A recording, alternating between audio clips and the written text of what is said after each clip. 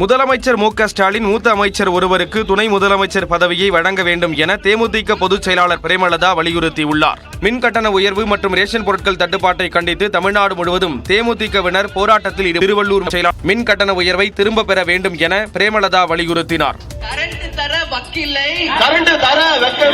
கட்டணத்தை உயர்த்த வெட்கமில்லை. அரசு உடனடியாக ஆவண செய்யணும்.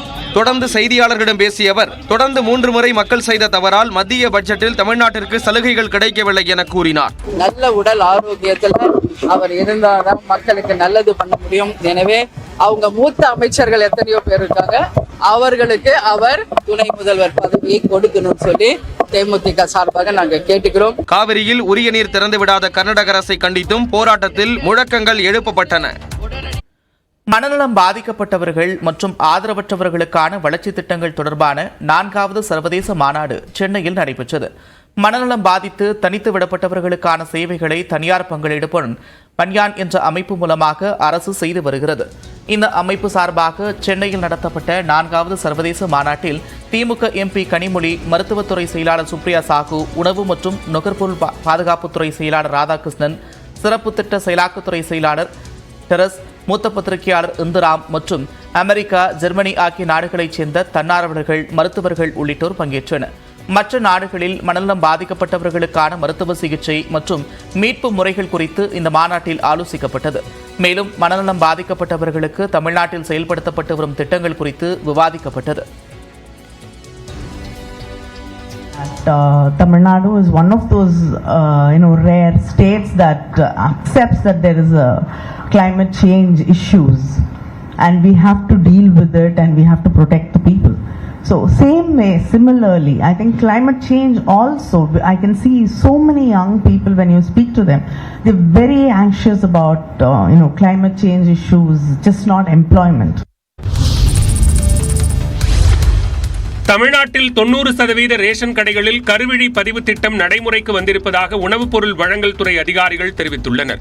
மாநிலம் முழுவதும் நியாய விலைக் கடைகளில் மானிய விலையில் உணவுப் பொருட்கள் விநியோகிக்கப்பட்டு வருகின்றன. ரேஷன் பொருட்கள் கள்ளச்சந்தையில் விற்பனை செய்யப்படுவதை தடுக்க பல்வேறு நடவடிக்கைகள் மேற்கொள்ளப்பட்டு வருகின்றன. இதன்படி பொது விநியோக திட்டம் கணினிமயமாக்கப்பட்டு பிறகு அனைவருக்கும் ஸ்மார்ட் குடும்ப அட்டைகள் வழங்கப்பட்டு வருகின்றன.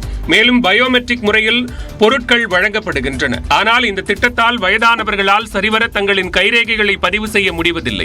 அதனால் ரேஷன் பொருட்களை வழங்குவதில் கால தாமதம் ஏற்படுவதுடன் தேவையற்ற சிக்கல் உருவாகிறது. எனவே விரல் கைரேகை மின்னணு பதிவுக்கு பதிலாக கருவிழி பதிவு மூலம் ரேஷன் பொருட்களை பெறும் முறை தொடங்கப்பட்டுள்ளது.